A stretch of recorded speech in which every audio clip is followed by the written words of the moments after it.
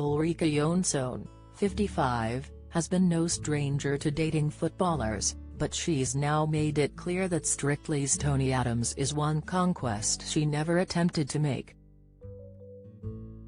The former TV presenter once dated Stan Collymore, and even had a fling with England manager Sven-Göran Eriksson, but she was keen to set the record straight on Tony's claims that she had previously slipped her phone number into his pocket, claiming on Instagram that she was laughing my TS off at the claim.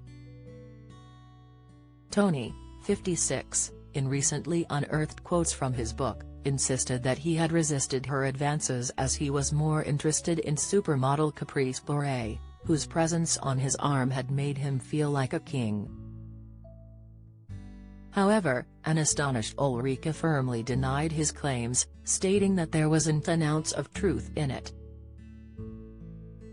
She doubled down on that comment on Instagram, telling her 202,000 followers, "Laughing my TS off at this. Never, ever met the bloke. Maybe he was dreaming."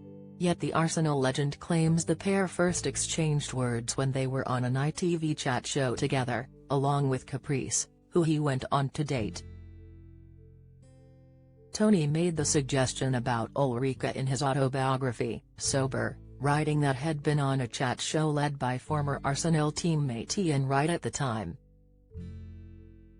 "I was there, with Ulrika Jonsson, who slipped her phone number on a piece of paper into my pocket," he wrote. "I was flattered, but I had no desire to follow up her interest.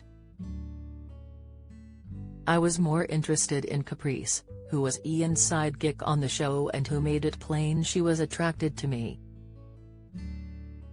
The starstruck baller went on to say that he constantly felt he was punching above my weight when he began dating the model, once regarded as the most photographed woman in the world.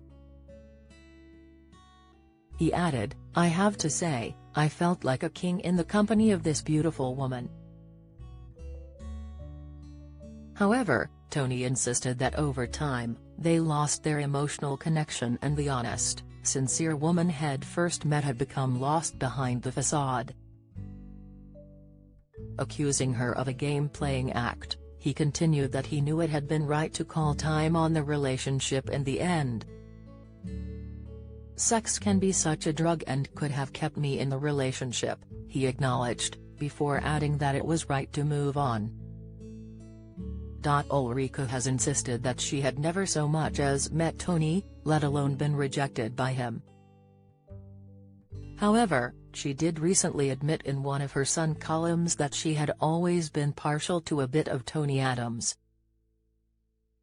She praised him for being honest about his battles with addiction and for acknowledging that, to him, sex was a drug.